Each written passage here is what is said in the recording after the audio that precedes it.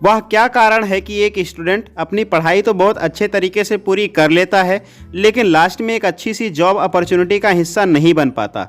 कुछ स्टूडेंट तो सेलेक्ट हो जाते हैं, लेकिन ज़्यादातर बच्चे रिजेक्ट हो जाते हैं और बाद में पता चलता है कि वह इंटरव्यू में ही बाहर हो गए। ऐसा क्यों होता है? क्या वह अपनी स्टडी में वीक होता है, या फिर उसे इंटरव्यू के बारे में पता ही नहीं होता है कि वह एक अच्छा इंटरव्यू कैसे प्रिपेयर करे, या फिर कोई और कारण है? इसलिए दोस्तों, आप भी ऐसे ही कंडीशन में उलझ गए हैं तो आप बिल्कुल भी घबराएं नहीं, क्योंकि आज की यह वीडियो स्पेशली आपके लिए ही है, जिसमें आप जानेंगे उन 7 कॉमन मिस्टेक के बारे में जो कि ज़्यादातर स्टूडेंट करते हैं। इंटरव्यू के दौरान उन्हें लगता है कि मैंने सब कुछ सही किया, लेकिन बाद में वे रिजेक्ट हो जाते हैं।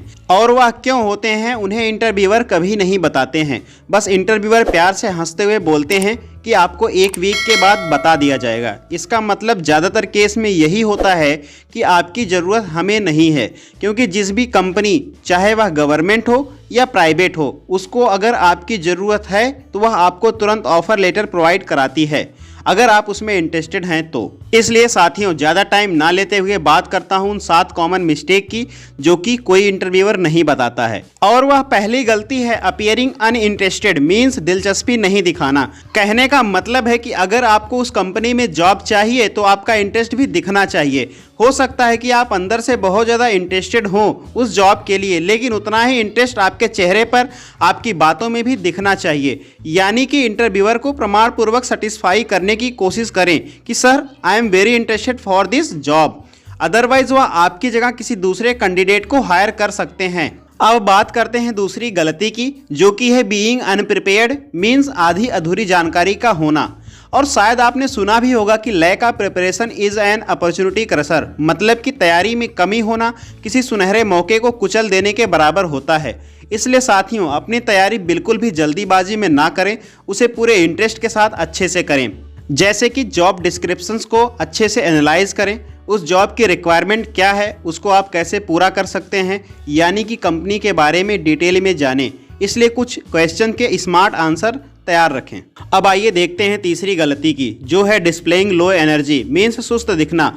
कौन सी कंपनी चाहेगी कि उस कंपनी में एक आलसी या सुस्त एम्प्लॉय काम करे? इसलिए जैसे ही आप इंटरव्यू एरिया में पहुंचे तो आपकी वॉइस टोन, आपकी बॉडी लैंग्वेज, इसमें किसी तरह का लेजीनेस नहीं होना चाहिए। इसके लिए आप बिफोर नाइट अच्छी नींद जरूर लें, और जब भी इंटरव्यू दे रहे हो तो अपने हाथ और हाव भाव का इस्तेमाल जरूर करें।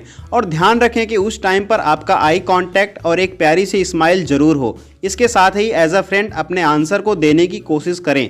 तो अब आइए बात करते हैं मिस्टेक नंबर 4 की, जो कि है यूजिंग योर फोन, मीन्स अपने फ़ोन का इस्तेमाल करना।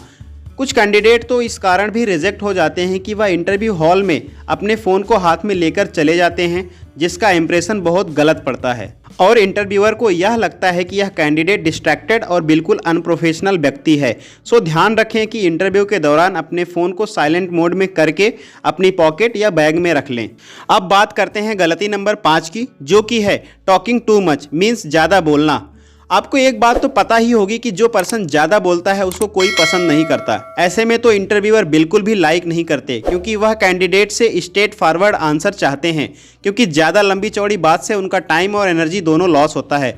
इसलिए साथियों, जब कभी भी आप इंटरव्यू में बैठें तो कोशिश करें कि आपका आंसर क्वालिटी फुल होना चाहिए, यानी कि कम टाइम में ज़्यादा उचित जवाब हो, means think quality over quantity. अब बात करते हैं गलती नंबर 6 की, जो कि है टू बी फ्राइटेंड, यानी कि डर जाना। इसी तरह कुछ कैंडिडेट ऐसे भी होते हैं जो इंटरव्यू देने से पहले और इंटरव्यू के दौरान डरे सहमे रहते हैं।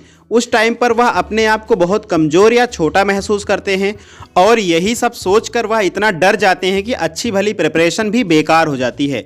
जो जवाब आता भी है वह डर की वजह से बाहर नहीं निकल पाता, और यह भी एक कारण बन जाता है इंटरव्यू में रिजेक्ट होने का। लेकिन अब आपको घबराने की बिल्कुल भी ज़रूरत नहीं है, क्योंकि जरा एक बात सोचो, आप जो इंसान आपका इंटरव्यू ले रहा है वह भी तो उस कंपनी में जॉब कर रहा होगा, या हो सकता है वह उस कंपनी का एमडी ही क्यों ना हो। इस बात से घबराने के बजाय आपको यह सोचना चाहिए कि अरे यार, वह भी तो एक इंसान ही है जो आपको एक अपॉर्चुनिटी दे रहा है आपके सपने साकार करने के लिए।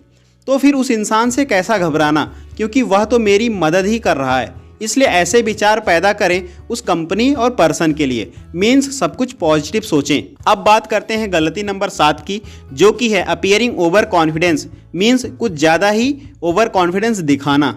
यह गलती अक्सर लोग कर जाते हैं। किसी को सब कुछ बहुत अच्छे से पता होता है तो इस चीज़ का ओवर कॉन्फिडेंस हो जाता है कि उन्हें तो सब पता है, अभी उनके जितना टैलेंटेड कोई नहीं है। इस केस में कभी कभी कैंडिडेट इंटरव्यूअर या कंपनी को कुछ भी नहीं समझता और अपनी नॉलेज का ओवर कॉन्फिडेंस के जरिए गलत इंप्रेशन छोड़ देता है। इसलिए एक कहावत तो आपने भी सुनी होगी कि ज्ञान होना बहुत अच्छी बात है, लेकिन ज्ञान का ओवर कॉन्फिडेंस हो जाना अहंकार को न्योता देता है। इसलिए जब कभी भी आप इंटरव्यू में हों तो इस बात का बिल्कुल ध्यान रखें कि जो पर्सन आपके सामने बैठा है या जिस पर्सन की वह कंपनी है, वह दोनों ही आपसे ज़्यादा सर्वश्रेष्ठ हैं। हो सकता है आपके पास उनसे ज़्यादा अच्छी नॉलेज हो, लेकिन उस टाइम पर उनका डेजिग्नेशन यानी कि पद आपसे बड़ा है। So respect that person and company.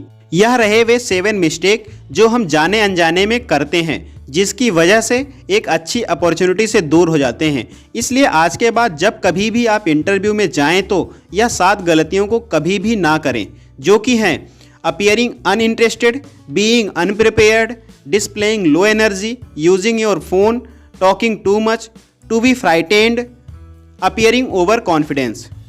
अब अगर जानकारी अच्छी लगी हो तो वीडियो लाइक और शेयर करें। इसी तरह की अमेजिंग वीडियोस के लिए चैनल को सब्सक्राइब करना बिल्कुल ना भूलें।